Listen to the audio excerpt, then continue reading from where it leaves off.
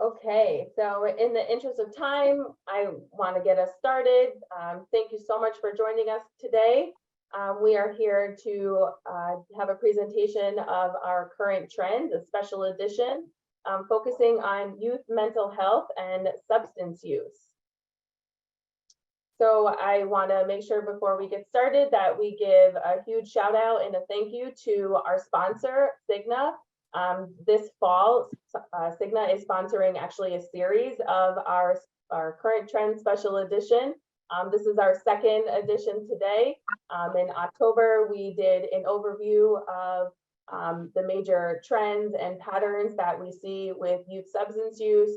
Today, we're focusing on youth mental health. And then in December, on December 14th, we'll be coming together again for our last edition, focusing on social media, where we will actually have a panel of youth from our youth advisory board speaking about their experiences in social media. So thank you so much to Cigna for their support and for bringing us all together today. A little bit about our time together. Our webinar should run for about an hour. We might go a little bit over with the Q&A session at the end, depending on how many questions we get in there. With that said, we will do a Q&A session at the end, but please feel free to put your questions in the chat throughout. I'll be monitoring and taking note of the questions that are coming in to be able to share with our presenters at the end. We are recording this presentation today, and we will send out this recording along with some additional resources and materials to everybody who registered. So even people who are not able to make it to the live presentation will still be able to share in this information. So today's presentation is being put on by the Governor's Prevention Partnership.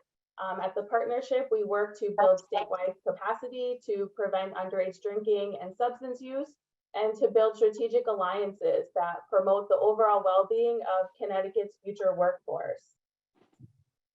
My name is Jessica White. I'll be your moderator for today. I am the program manager at the partnership. So in addition to overseeing trainings and workshops like the one today, I also manage our E3 program, which is a high school peer-to-peer prevention program. If you would like more information about that, please feel free to reach out. I would love to give you more information and expand our network there. Today's featured speakers, I am so excited to be sharing this presentation with Dr. Ken Anthony and Khadija Bishara, who are joining us from the Connecticut Network for Children and Youth. And I'm going to turn it over to Ken for a moment to tell us a little bit more about the Connecticut Network for Children and Youth.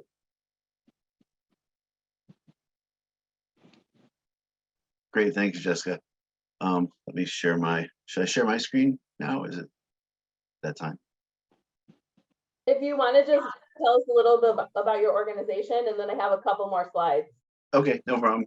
So the Connecticut Network for Children and Youth, actually, many of you may know us as the Connecticut After School Network. We changed our name this summer just to be reflective of what we actually do. We do a lot more than after school. We do a lot of community connections. We have a early childhood initiative called the Connecticut Children's Collective, a social emotional learning initiative called SEL4CT, and also the Connecticut After School Network. Our network is part of a 50-state network that is one in every state across the country, funded by the Charles Stewart Mott Foundation principally. But we really look to expand access to programs. We don't actually run programs, but we look to expand access to programs to be able to advocate for funding for programs, for after school and summer, anything outside the school day to really help support the holistic learning and development of kids and support families. There you go. Great, thank you so much. So I'm going to take just a few moments to get us grounded and open up kind of the topic of our conversation for today. So what are we talking about when we say mental health? Well, we're meaning the emotional, psychological, and social well-being of people. We know that mental health is an important thing to consider and to pay attention to at every stage of development throughout a person's life. It's just as important during childhood as it is in adulthood, and good mental health comes from intention, right? It takes cultivation, just like it takes effort to maintain our physical health and to live healthy bodies. The same is true of our minds. So our mental health can influence everything from how we cope with stress, how we handle difficult situations, to the quality of the relationships that we have in our lives. We know that mental health challenges can impact people from all cultural backgrounds, from all socioeconomic backgrounds, and that it's an important thing to pay attention to, especially in childhood and adolescence, which is why we're here today. Before we get too deep into things, I want to make sure to say that none of the strategies or practices talked about today are meant to be in place of professional mental health if that's needed. And it's okay to ask for help if you're experiencing any of the symptoms listed on your screen for longer than a period of 2 weeks. So things like difficulty sleeping or concentrating, really just not feeling the same joy and engagement that you do with your normally favorite activities. When you're feeling an inability to perform your usual daily functions and responsibilities, that might be a good time for you to consider getting professional help. I personally believe that everybody can benefit from having a counselor, somebody who is a professional and not personally connected to you, just to be able to talk about life and to work through things. So if you think that you might be needing professional help and are not sure where to turn, in Connecticut, we're really fortunate to have 211, which is a hotline that you can call to get information about a multitude of social services. And that includes mental health services, as well as the mobile crisis line as well. You can call 211 to get access to that if that's needed. So we are having this conversation today. At the partnership, we are a prevention organization, but we know that there is a correlational relationship between mental health and substance use. We know that about half of the people who experience mental illness also experience a substance use disorder and vice versa. I want to be really cautious that we know it's not necessarily a causal relationship, right? It's more correlational.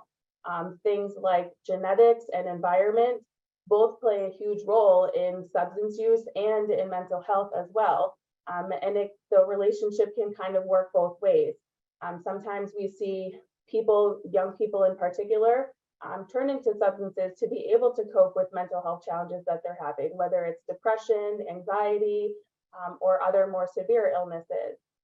Vice versa, we also know that there's instances where substance use can trigger or exacerbate existing mental health conditions. One example is there's growing evidence that using high potency cannabis and high frequency use of cannabis can trigger pre-existing schizophrenia. So people that have a family history of this or have an existing predisposition towards something like schizophrenia, cannabis use might be the thing that triggers their symptoms. So it's something to be really aware of, that there is a relationship, but it's hard to say exactly the correlation, right? Or exactly which direction the causal happens. It's really important to be paying attention to mental health at all stages of life, but especially for our young people. We know that research tells us 50% of all mental health disorders start showing signs before a person turns 14. And further, 75% of them happen before the age of 24, right? So by young adulthood, the vast majority of people who are going to experience a mental health disorder are already showing the signs. And there's certainly things that we can do to create supports and environments that help people and help people encourage them to maintain good mental health. So we know that mental health, especially among young people, is a growing problem in our country. Much of the reason that we're having this conversation is from an advisory that was put out by the US Surgeon General last year in December 2021. So in that advisory, they pointed to the drastic increases that we've seen in the last decade or so of a lot of mental health disorders in young people. 40% in reporting an increase in feeling sad or hopeless. 36% increase in the number of youth who report considering suicide, and 44% of those young people saying that they went so far as to create a plan for suicide. We also know that up to 50% of the young people with treatable mental health disorders did not get that treatment that they needed. So this is for sure an all hands on deck type of situation, that it's important for adults, people who care about young people, to rally around and really figure out what can we be doing to help support the healthy mental development of our young people. Untreated mental illness can have a lot of lasting effects that not only affect the person's life during adolescence, but even as they grow into adulthood. So youth with mental health problems are at a higher risk for dropping out of school and having poor academic outcomes, for future risky behavior such as drugs and alcohol, and also considering suicide and even making a plan for suicide. Growing into adulthood, we see that there's often lower job and financial status, further mental health problems that sometimes it can exacerbate and continue to grow on top of each other, and an overall lower life satisfaction. So again, from the youth mental health, the Surgeon General's advisory that he put out, it was really a call to action, all hands on deck. Supporting the mental health of children and youth requires a whole of society effort. And there was a few recommendations, there's lots of recommendations made in there, but a few that I thought were really pertinent for our conversation today.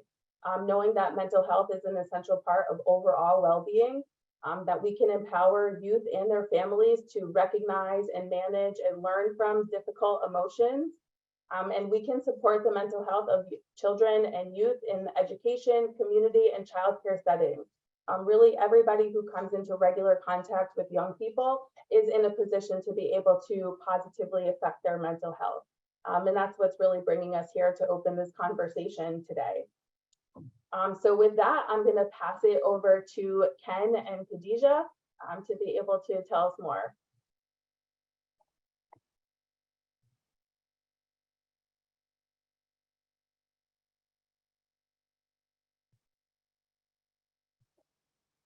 You are on mute, Ken.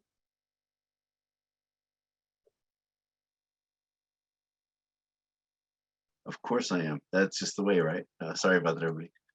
All right, so sharing my screen, here we go. So thanks for coming, everybody, this morning. We're really excited to talk to you all about this topic. My background, just to start with me a little bit, I have about 30 years experience in the field of after school and expanded learning. Started out as a frontline staff, worked my way to a site coordinator, district coordinator, to working as a program director, and then with the after school network for the past 15 years. And in that time, really have seen a lot of work around this. Actually, I was commissioned last year by Dr. Terry Peterson, who is the former Deputy Secretary of Education under the Clinton administration, to write a paper on the evidence of impact of protective factors in after school and summer. So in thinking about that, thinking about the role of mentors, the role of advocates, the role of allies to help support these protective factors. So let's go ahead and unpack a little bit about what is that we're talking about. So the protective factors, many years ago, folks said, well, is that a curriculum? Is this something that I can use? And the protective factors is actually a framework that looks at three distinct areas. One being caring relationships. So having a caring adult in a child's life, research shows, we'll talk a little bit more about, having one caring adult in a child's life makes all the difference and could be that piece of resilience that they need. Having high expectations, providing encouragement, support, and pathways. And this is something that after school and summer programs do, is provide those pathways for exploration in a safe, caring environment. And also meaningful opportunities for participation and contribution. So allowing youth to have their voice, to know what their interests are, to be able to really help foster these things. So the protective factors really are sort of this insular blanket that you can put around children and families to be able to raise them up. So what do? So when these protective factors are in place, children, family, and youth are more likely to feel connected to school, society. So being able to develop those critical social emotional skills. After school programs, I think, give you an opportunity to be able to test things in a safe environment, be able to test, okay, well, I may be shy in school, but I'm in a smaller environment after school, so I can talk to these 5 or 10 people. I can support this. And when I train staff in after school programs, the one thing that I resoundingly say is to be able to support that relationship and be more of a facilitator than here's how we do it, here's what we need to do, but allow the kids to take the reins a little bit and develop those social emotional competencies. And at the same time, after school and summer programs help avoid that risk behaviors and take part in positive academic, personal, and healthy behaviors. And that could be, maybe it's not an academic focused thing, but it could be something that reinforces math like cooking. So it doesn't seem like academics, it doesn't seem like social emotional, but it's all rolled into there in a really comprehensive program. Unfortunately, there are some barriers and obstacles to getting this done. One of the findings that I had for the paper that I worked on for Dr. Peterson with my colleague Heather Williams from California was some of the more nuanced pieces, this quote here, of the protective factors are not easily accomplished during the school day for a couple of reasons. And it's no fault of the school and it's no fault of the community. When you think about these holistic connections and what we need to build, it's more around bringing together all of those pieces and not saying this one is the lead, this one is the lead, but really how can we put this together? So when it comes to these barriers and obstacles, with education being primary focus of instruction and academic achievement, the protective factors are seen as a lens of the classroom and being able to, okay, well, we can work on these things or instructional or academic supports, but the social emotional, that's not really what we do here. And schools are getting better at that and really starting to pick up more around social emotional learning and work with community partners. But they can't provide these in isolation. These collaborations, and maybe it's a school partnering with the Governor's Prevention Partnership, maybe it's the schools partnering with, their local community-based organization that does a good job on these other holistic supports. So thinking about the breadth of programs and services that are needed or that you have existing in your community are a really good starting point to say, how can we connect some of these dots between? This is particularly true in high poverty marginalized communities that don't really have a lot of supports. And I was also add, in rural communities, there's not a lot of support out there. When we look at state-funded programs, state-funded after-school programs in rural communities, the hardest thing for these programs to get is a community partner because there's not a lot of them out in the rural areas. So thinking about these partnership barriers, school after-school partnerships, in my experience, while there are many in place, typically they're included in the grant proposal and it's a paper saying, I support this grant application. But then when you go to the program, you don't really ever see that partnership fully realized. So what can we do about that to take it from more of a paper partnership to an actual on the ground partnership that's really helping build these protective factors? Another thing I hear is that after school programming is important, but it's not what we do during the school day, so we don't really need to think about much of that. So after school is an afterthought. And when I think about after school for the past 30 years, I've seen them as a prevention mechanism. If you can get kids' feet in a program with their friends, or even kids that don't have friends, that they will make friends in that program, but to be able to get them in the door is the first piece, and having that as a hub. So the problem with doing all of that intentionally in after school programs is that when you run a program, you're pulled in 1,000 directions. And you're saying, okay, well, partnerships are important and sustainability is important for these partnerships, but I have program needs, I have staffing, I have COVID issues, I have all these other things. So what we really need to do is think about this true sense of partnership and how can we build a true sense of community, not just in after school programs and not just with schools, but really linking together all of those pieces in a community to begin a common language and channel for communication that moves beyond that transactional, okay, you're in the grant application, you're going to support this, to more transformational about how we bring communities up and bring them into supporting protective factors writ large. So putting it into context for after school programs, after school staff are more likely to represent the diversity of student population. Typically, these folks that work in programs come from the communities they work in, they understand what these kids are going through and have that relatability and can build that relationship because they're like, I did that too, or I know that place in town. They're run by community-based organizations and that are typically responsive to the unique needs of the community. With that said, not on very large budgets, very much shoestring budgets a lot of times. But these relationships that they have aren't just in the program. They go beyond the program to where maybe that's doing home visits to be able to support, okay, well, here's this thing that, we needed to make sure you're coming to school. Sometimes it could turn into that relationship with the family, saying you guys need coats, well, we have a coat drive, and just getting to know what the needs are in itself builds this layer of protection. But it also sets up the after school and summer programs as a hub within the community.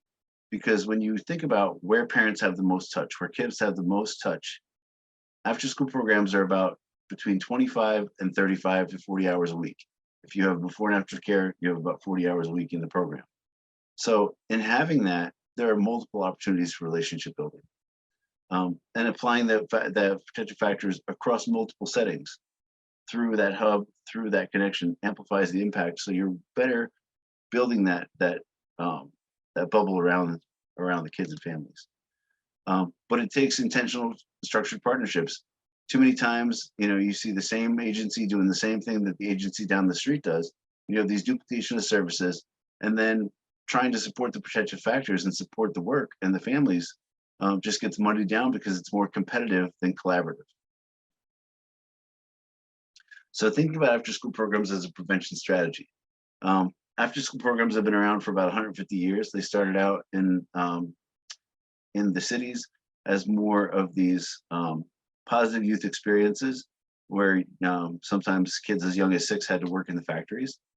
So that's where after-school programs started, but they offer a more neutral, less structured environment than the school, which allows kids to explore their interests. It allows them to really get to know themselves and their peers. They have flexibility and a stable environment that establishes these positive relationships, and engaging, like I said before, in a variety of activities based on interest, not, okay, well, we need to do this today because this is on the curriculum. When I used to run programs, my kids wanted to build a skate park. And I was like, that's not going to happen behind the school. There's no way. Principal's not going to go for it. But I thought about, they had these little fingerboards. And I said, well, we could build a skate park if we had popsicle sticks, glue, and, we figured out how to bend them. And the kids built the skate park, but, the interest was there. You had so many kids engaged in that activity because it was something they wanted to do, something that they were interested in, to learn more about, to play with, etc. I was at a conference on Saturday and somebody said, play is learning. And I said, yeah, that's something I heard 20, 30 years ago. There was an actual poster on it. And having that play piece in after school allows them to be able to practice real world life skills, to understand peer relations, to know where they're academically challenged, without even being academics. Basketball is another place where you could think about statistics, all that kind of stuff. But it allows them time to practice and acquire those assets. And Khadijah's going to talk a little bit more about assets. But these 21st century skills, as they're called, problem solving, creative thinking, really comes from after school programs being focused around how to get that youth voice and choice. So the impacts have been well documented. The research by landmark research of Vandell, Reisner, Pierce in 2007 showed that when kids are involved in programs versus those that aren't, kids do much better in programs. In math is what they always found. They always find these findings in math. A couple of years ago, there was a study around eliminating the achievement gap, and they showed that the achievement gap was eliminated in math for kids that attended programs on a regular basis. And a regular basis being for middle school, high school kids, 2 days in program, 2 days in something else supportive. Maybe it's a Boys and Girls Club, baseball, etc. For elementary kids, 5 days in programs, and they had these results. So the programs also encourage that youth choice and voice and had that intentional focus on relationship building with the kids. Another study followed up by that really specifically zeroed in on the protective factors was a study in 2021 done by Westat, and said that these after-school programs can positively affect a youth's sense of school support, safety, and connectedness. They looked at state-funded programs in California, had a pretty significant sample size of 60,000, and showed that those that were attending programs had more meaningful participation in school, better attendance, better academics, and better coping skills.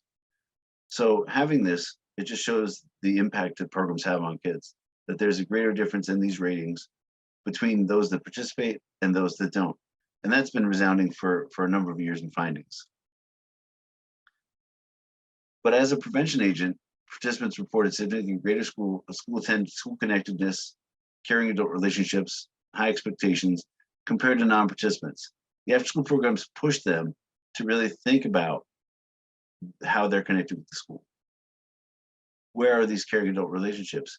And that may be that one teacher that comes through and does homework help.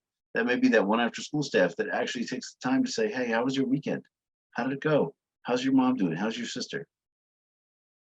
The effect size, interestingly, was largest for high school students on these measures. Usually high school has a smaller effect size, but it was largest in this, where really the youth voice piece played out. And it's significant because of the demographic and academic similar students in the sample. They didn't test, Chicago versus Atlanta. They looked at same school, same site, same academic expectations, and found these findings were still there. But as a result, the more protective factors were present, the more positive experiences students reported. So findings related to the protective factors. One, as I said, increased academic, social, emotional, behavioral, and health outcomes. Meaningful participation. Participation is something that, if you don't have a relationship, and I've seen so many after school programs that I visit through the years, that you can tell if the staff is engaged and interested, if the staff is there for a paycheck, or if the staff want to, really make a difference in the kid's life. And that meaningful participation piece goes right to the core of relationships. That as we're talking to the kids, as we're working with the kids, and we have these conversations to get to know them, we build those relationships that I say, last month I said something that, after school staff, any staff that are in a protective factors type role should be part of that dinner table conversation. That it should be someplace where the kids go home and they're talking about their day, and your name should pop into that conversation about they were supportive in X, Y, and Z. Maybe they're not going to say it like that. Oh, it was really cool when Mr. Ken said this, this, this. But being part of that conversation at home really cements the relationship, not just with the kids, but with the families. This is also true for school connectedness and health outcomes. Interestingly, in 2019, they replicated a study that was done in 2000, which is called Invest in Kids, Fight Crime. And what they found was exactly these same results I just talked about. So 2000, these results came up, and so the prime time for crime is between 3 and 6 p.m. 2019 showed the same results, same identical findings. Prime time for crime between 3 and 6, connectedness matters, meaningful participation matters, and all that. So you may go 20 years in the research piece, but you'll have the same results because relationships are relationships. Participation is participation. And how we encourage that and foster that is really critical to making a difference. And with that, I'm going to turn it over to Khadija. Sharing there. All right, so in the chat, I dropped a copy of the presentation so that you guys have all of the slides. And that's important because the next slide that I'm going to share with everybody has a link to a Padlet of resources tied to what I am going to speak about. So I'm going to share my screen.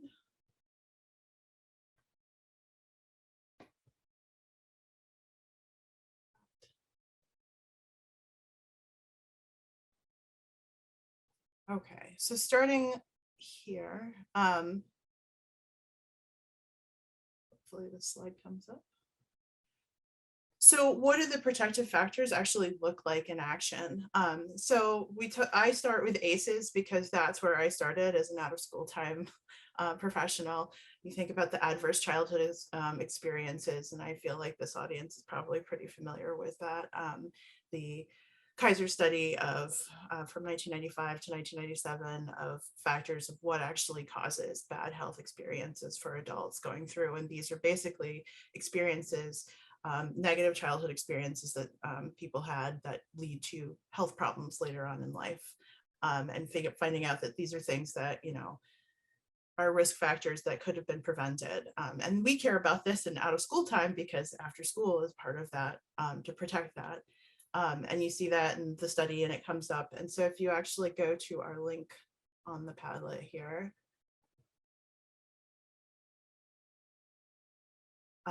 it connects to some of these resources. So here is the ACEs study, and here's the information about that with the CDC, and the information about adverse childhood experiences and how to prevent that. And that's very important. You just don't want to do that if you can, but also part of it is just living. Things happen. Divorce is one of the factors. People get divorced, it happens. But also the key finding out of that always just lifted everybody up was that if you have one adult that cares about a kid, they can change all of this and make, protective factors against any of the adverse experiences. And so that lines up with the Search Institute, who has been for a long time talking about 40 developmental assets and building positive relations with kids. And so they have information about, how can you build a relationship with kids and be supportive, because parents can't do everything, right? School can't do everything, but community and connections. So building connections and having, things that you can do. Does somebody say, how was your day? Does somebody see the kid in the community? What's going on? Can I, do you want to join in? Do you want to learn how to do this? I can teach you how to play piano, building those relationships and that sort of framework. And so after school is also a great place to have those sorts of connections built, safe relationships they can build with supportive adults who see them in the community as productive citizens out there. And with that is developmental relationships that they also share from Search. So that's this right here. And they come up with, expressing care, and being able to connect with young people and create these fostering connections that will help challenge and educate and support young people in developing the skills that they need to be successful. People who have these assets, people who have these relationships are much more likely to be more successful. And it sounds a lot like ACEs, actually, when you read the information. It's that sort of like build a relationship with a kid, give them these opportunities, see them as a human being, and you can protect them from a lot of negative experiences. You can build them the skills and the resilience that they need to go forward and be successful. So there's that information. And that Search also has a Keep Connected connection for parents and for community members. So, they take another look at the research from that angle and how you can actually do that and put it into action. So from my point of view, I'm always like, well, what does this mean for me? Like, this research is great, but what do I do with it? How do I make this happen for somebody? And so they're one resource that can actually help support and how you can actually move forward with that. And another resource out there is the HOPE, Healthy Outcomes from Positive Experiences. This is more recent, but it's actually looking at the ACEs and what you can do so you can actually create positive childhood experiences for young people. And what does that look like? So rather than adverse childhood experiences, positive ones. And so looking at, and this is also part of Search's information, is sort of like, what's good about you? So looking at young people, because a lot of times adults look at young people as like trouble, oh, I got to find something to do with my kid after school. Oh goodness, I have all of this stuff. And I understand, like, that's a challenge. Life is challenging and stuff is going on. But remember that young people are people, and they actually should be seen as resources and something to be supportive, because they will be the next people in the world out there. So finding the research and supporting that work. So the HOPE structure, and their 4 building blocks of hope. There are resources on this that you can take a look at, and they actually have training on this and how you can look at that. And I really appreciate this. It's more focused on a clinician sort of perspective, and sort of like, how do you talk to a client? So rather than like, I noticed that your kid is losing weight and we need to work on that. What's going on? It's sort of like, well, I see that you have been, doing all of this stuff. How can we support you with some other stuff that we can help make more success for you? Because I see that you care. You came to this appointment. Here's what's going on. And so seeing young people as assets. And I think that's the other piece of all of this research and all of these resources, is that you want to connect to young people as the assets that they are and how they can be valuable in the community. And after school is a great space for that, for supporting them and seeing them as successful additions to the community. And then also we have social and emotional learning, of course. And I know, I'm sure everybody is familiar with the CASTLE framework and how that community, so school and home are the center, but community is the other piece, and that's out of school time and building relationships with the pieces. Like, how do they fit in the community? You are a human. How do you fit in all of this network? And what do you want to know about? Maybe you like to sing, but you don't like choir, but maybe you like, I don't know, making jingles, and you can get an after school opportunity, and building those connections and giving them the skills to make that happen. And what do you need to know?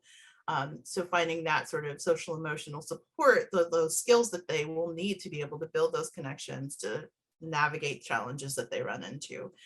So that's through some of this stuff. And SEL for CT is part of the Connecticut Network for Children, or yeah, Connecticut Network for Children and Youth.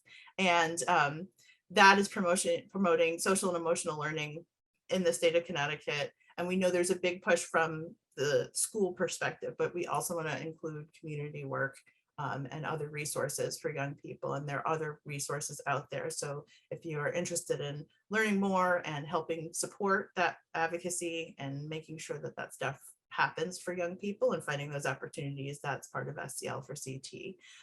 But also on here is a Padlet connected to what happens for SEL after school. So some of the resources and research from after school SEL, there's the CASTLE framework and other frameworks around SEL, searches framework as well, reports here that you can take a look at that are linked on that same Padlet. So all of these things, stuff that can be used in the field that you can take a look at to help connect folks with the resources that they need. So that is my slide, and I will pass it back to Ken.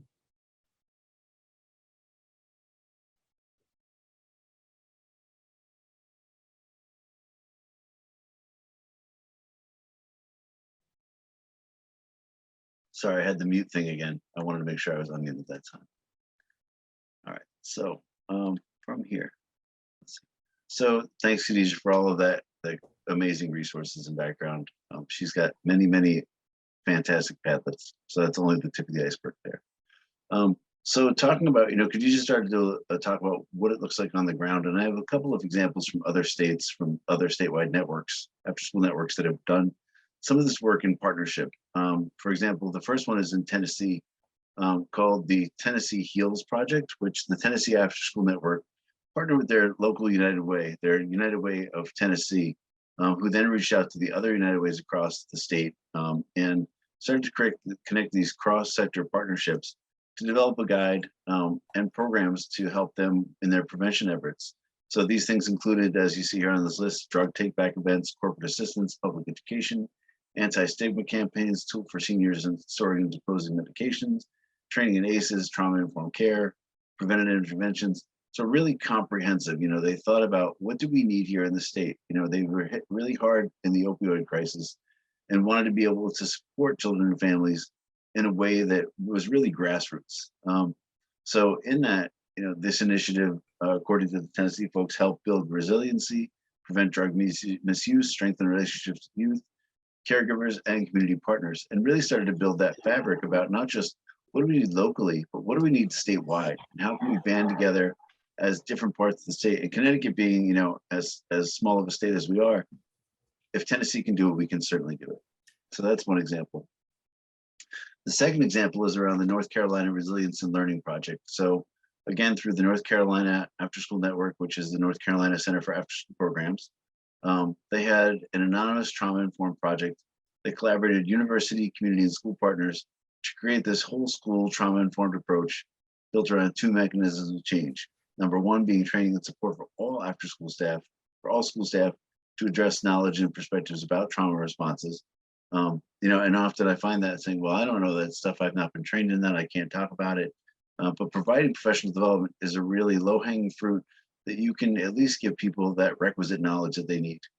The second piece is implementation of school-specific policies and practices to shift the culture and proactively promote student resilience. So moving it from a what's wrong with you to what happened to you kind of perspective, as we know about from ACEs, is really critical in making that culture shift within a school, within a community.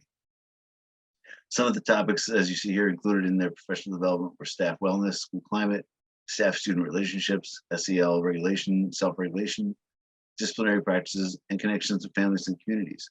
So thinking about this, this model that they put in really follows an RTI sort of model with these tiers. So having that more narrow and targeted interventions for tier 1, tier 2, and tier 3, all the kids get those supports. So this model, what I like about it is that it really, as I say here, transcends classroom walls and creates a seamless transition. What I find in between partnerships, and a lot of my experience and expertise is around school community partnerships, and what I find often the drop point is that where sort of the two touch each other and you have this transitional piece or this gap. And to be able to identify those gaps with the community of where the school piece ends, the community piece begins, but then there's a bridge across. And building that bridge is really critical to supporting the needs, the unique needs in each community. It's not a one-size-fits-all thing. That's why it's a framework and not a curriculum, because each community looks different and how you apply these protective factors really makes a difference. So what do we need to do? What are the next steps here? So one, we need to nurture these conditions in other places. So thinking about the Tennessee model, the North Carolina model, what we talked about here today, what Khadija just talked about with the resources, how do we collaborate with these pieces? And then think about our systems of siloing of education and health, but to break down those walls and to be able to create this web of supports that lifts children and families out of poverty, that addresses these inequities, that creates opportunities for growth and development that are comprehensive and not just we do it like this and then you go to agency 2 and they do it like this and agency 3 and they do it like this. One, it's confusing for families because there's no seamlessness. And two, it's very compartmentalized, so there's no communication across. So to be able to connect those dots between, the problem is regularly this does not have the political or societal will to be able to, okay, we're going to build this comprehensive system to build, well, how much does it cost? Well, it costs too much, we can't do that. It's easier to maintain that status quo and do what we've always done than to have bold leadership and willing partners to create the vision. But it's necessary, especially post-pandemic.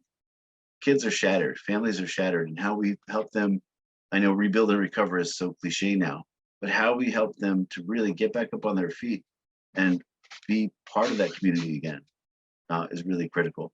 And the evidence base, is there to help guide us in that. So there's my contact information, and I will turn it back over to Jessica and share that again later. Let me get out of here. And in the chat, I will give you, this is our website for CTNCY. That takes you to all 3 initiatives I talked about, the After School Network, the SEL for CT, and the Connecticut Children's Collective. This link is just After School Network specific, but on there you'll find a join us if you're interested in getting our free newsletter or anything else like that. We do newsletters, we do on-site trainings, professional development, stuff like that. You can go on our website and click those links and follow up with me, if you have more questions. So thank you, everybody. Great, thank you so much to Ken and Khadija for sharing all of your expertise with us. That Padlet looks like it has a ton of great information. I can't wait to dig through that more. So we have some time now for any questions or comments that anybody might have. Okay, I'm also gonna launch a poll, maybe. All right, for some reason the poll is not working. So I think we're not going to do that, but we do have time for question and answer. So if anybody wants to share any thoughts that you might have, or if you have questions for Ken, Khadija, or myself, please feel free to pop those in the chat. Give it a minute.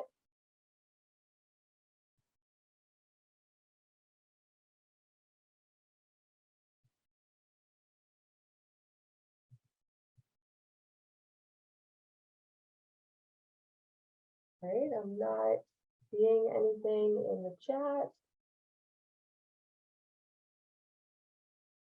So really, again, want to thank Ken and Khadija for sharing their expertise with us. I hope that, really the takeaway from this is that it takes a village. It's about people coming together from all different sectors of the community. That's something in prevention that we're really familiar with our coalition model. That you see many local prevention councils using the 12 sectors and uniting people from different backgrounds, all with an interest in prevention. And the same is a really effective strategy for youth development as well. And protecting youth mental health comes from creating environments and conditions, relationships that help young people thrive and keeping their healthy development at the center of all of it. So again, thank you so much for your time today. I will put, this is some of the contact information or our social media platforms for the partnership. And I'll leave my contact information up there as well. We'll be sending out slides from this presentation, the recording, as well as some additional resources, probably in the next week or so. So please be on the lookout for those.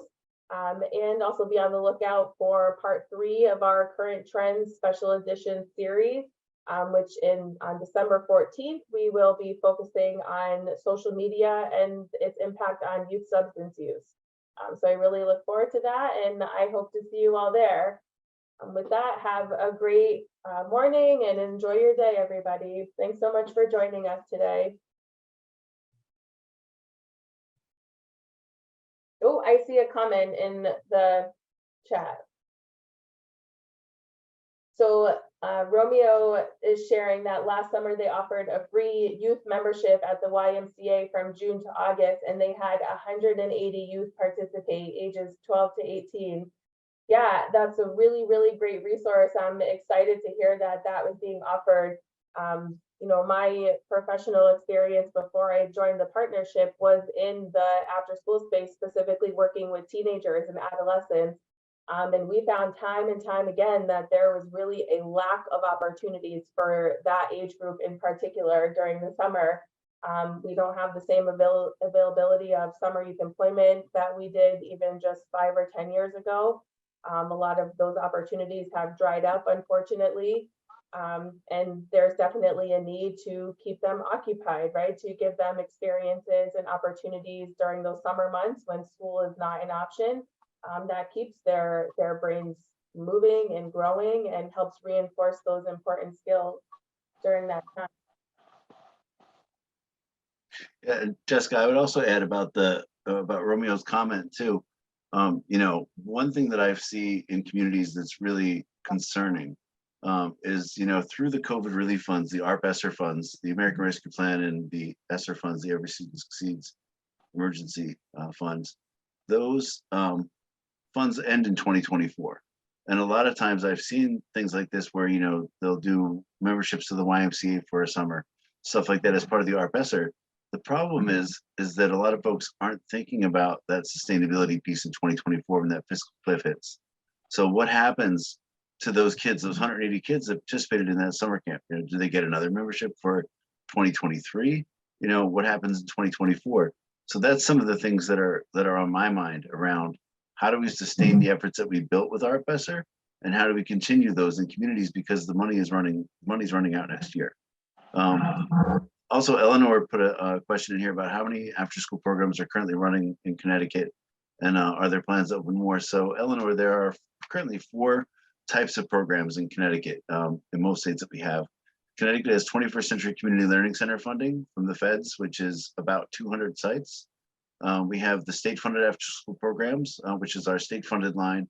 Many states do not have that line. Connecticut is unique that we do have that line, and it's about $5.5 million. The total demand for that line is about $20 million, so we're a little shy. But to be able to have those, the 21st Century programs, the state-funded programs are about maybe 90 sites. Licensed programs, which take up the lion's share through the Department of the Office of Early Childhood. And then finally, the last category are exempt programs, and there are way too many of those that we do not know exist because they don't need to be licensed and they don't need to be registered. So those are the ones that there are probably more of them. But as I said, you know, the state funding for after school, about 15 million shy. There's a demand for a summer learning line that's about 20 million shy. So we have some work to do, and that's part of our work here at the After School Network and the Connecticut Network for Children and Youth. That's great information, Ken. Thanks for sharing. And it really just underscores, you know, obviously schools are important places for kids to learn and grow. But learning doesn't just happen between 8 and 2 when they're in school, right? We know that there's a lot of opportunities outside of that, and ensuring that all of our young people have access and opportunities that help to fill that need is really important. So thinking about what your local community looks like, where are the resources there? How can we rally them together? You know, are there businesses that might be interested in investing in opportunities or other resources that can be pooled? And absolutely, we saw from that the U.S. Surgeon General's mental health advisory for young people that this trend we're seeing, an unfortunate trend with an increase in mental health challenges of young people, started long before the pandemic. So a lot of this additional funding is a result of the trends we saw during the pandemic, but the reality is that need was there before. So I think it's going to be well after that funding dries up, it's still going to be there. And it is something that we should be thinking about and planning for now, because the consequences can be far reaching. Great, thank you so much. So appreciate everybody being here. You know, we'll hang out. If there are any more questions or comments, feel free to put them in the chat. I really appreciate your time here today.